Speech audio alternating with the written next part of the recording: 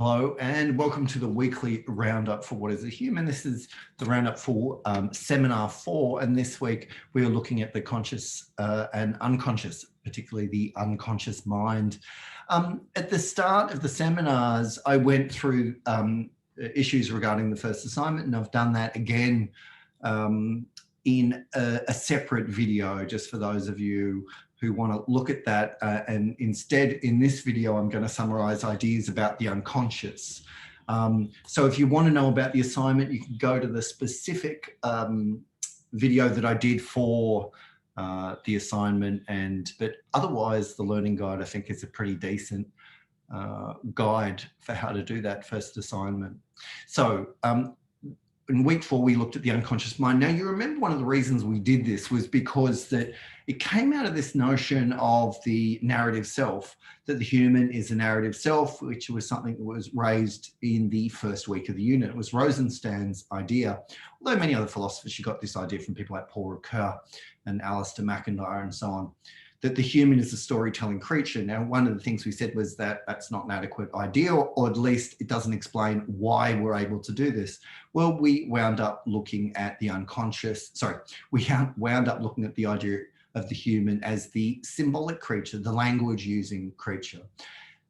Now, one of the inadequacies, the idea of the narrative, the human as the narrative creature, was that it implies that all of our thinking is explicit, that we are always lucid and transparent to ourselves. But in fact, there are some very good arguments to be made that human beings are mysterious to themselves, that we don't always know what is going on with us, that we don't always know the reasons for our own behavior. So we looked at, therefore, the idea of the unconscious, and the unconscious is one of the most interesting categories about looking at the human in terms of those unknown influences which determine our mind and our behavior. Now, necessary to this was looking at the work of Sigmund Freud, who initiated a form of inquiry and a form of psychological treatment called psychoanalysis, which was really a method of getting a patient through this technique called free association, just saying whatever there is in your head during a period where you're with a therapist, and by, in that way, bringing unconscious thoughts to the conscious mind and helping the patient to get on with their lives.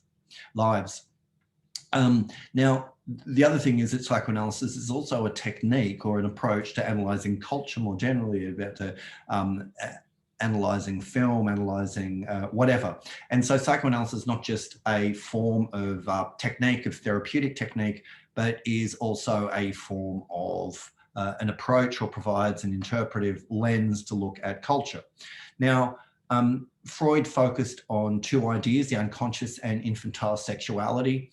Now, one of the things that was stated in the interview that I did with Nicola Redhouse, who also guested in our seminars, was that part of the reason behind Freud's focus on sex was that at the time that he was writing, sex was one of the most repressed elements of human psychology, that sexuality hadn't yet reached the kind of stage we're at now, which of course still involves repression, but it was a far more repressive era. And so this is maybe why Freud focused on sex in the way that he did.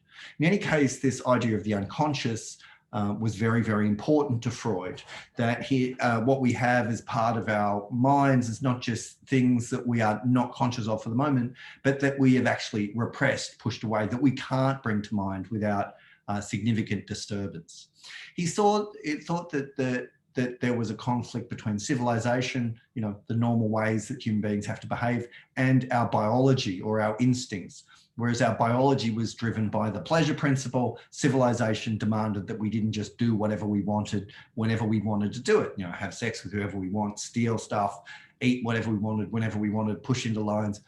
And that there was this big conflict. And as a result of this conflict, a whole lot of desires and repressed wishes get pushed down in the human and come out in very unusual ways. Freud thought the mind and the unconscious were not the same thing. In fact, that most of what human beings were was unconscious, that we were not conscious of.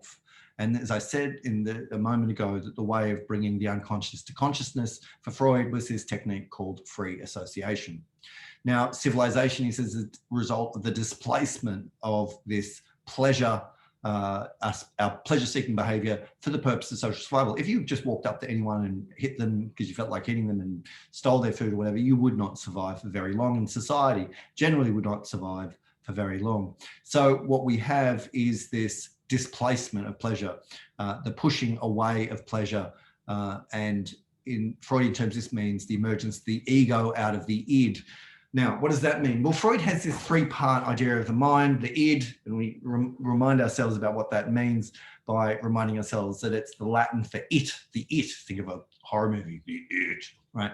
This kind of monster that inhabits all of us that just wants pleasure and is given, is under the instructions of what he calls the pleasure principle. The superego is what we might think of as that part of ourselves that we have internalized, or in psychoanalytic language, introjected, our parents and society, all these kind of social influences on our behavior that keeps a watch, that sees what we do is largely socially acceptable. And then there is the ego. Now, there are different versions of the ego in Freud's work, but the one that I went with was the one that he finished up with in the last part of his career, what's called the realist ego. It is a organizer. It takes directions from the reality principle. What's the reality principle? Well, the reality around us, the reality of social relations, that we can't just do whatever we want. So it organizes us in kind of reasonable and rational ways. Now, Freud, and I won't go into it in any depth here, but of course it is in the readings, this idea that where Freud gets a lot of his content from, that structures psychoanalysis, is from Sophocles' ancient Greek play, or set of plays, the Theban plays, especially this particular play within those called Oedipus the King. And he gets all of these ideas about censorship and repression out of that narrative. As I say, if you want to, I'm not going to go through it here. It's too long to go through in a kind of brief summary, but it's important to know that at the center of original, the theory as Freud originally articulates it, is this notion of the Oedipus complex, which comes out of, he gets the ideas from this Greek play. You know, there's a lot we could say about that, and we will have return to this a little bit perhaps when we look at Girard's work. Now, a number of criticisms have been raised about psychoanalysis. Is it too negative? Is it really scientific? Is it misogynistic? How far can its thermodynamic metaphors be taken? What does that mean? Well, Freud's always thinking about like the self as this pneumatic or hydraulic unit. Things get pushed up and pushed down and pushed to the side, and we're very, it's common language actually for talking about the emotions these days. You know, when artists talk about, oh, you know, this stuff builds up and I need to, you know, create my art, otherwise, you know, something bad will happen. Or someone lashes out and they said, oh, it just built up and I just lashed out, right? So this is these are images taken from thermodynamics about kind of pipes and hydraulics and these kind of things. But is that the best language to talk about the psyche? And even if Freud's right about a number of things, could what he says, or what he sees, be explained in different ways? In any case, psychoanalysis is an alive discipline and is being currently taken in a number of different directions, including something called neuropsychoanalysis, taken up by certain brain scientists, looking at it. Mark Solms is one. There's a whole bunch of people. You can have a look into that yourself if you want. Now, the other version of the unconscious we looked at was taken from sociology and social psychology. Again, I'm not going to go into all of this. I'm just giving you a kind of brief tour of, again, we're talking, you know, a long seminar, but that again, here is this idea, not so much about repression necessarily, but the idea that we are not aware of stuff that we are absorbing and that is causing us to act in certain ways and we don't understand. I'll just talk about one of these studies to illustrate this, because they're all versions of this kind of logic. So in one experiment, students were given word pairs, two words that go together.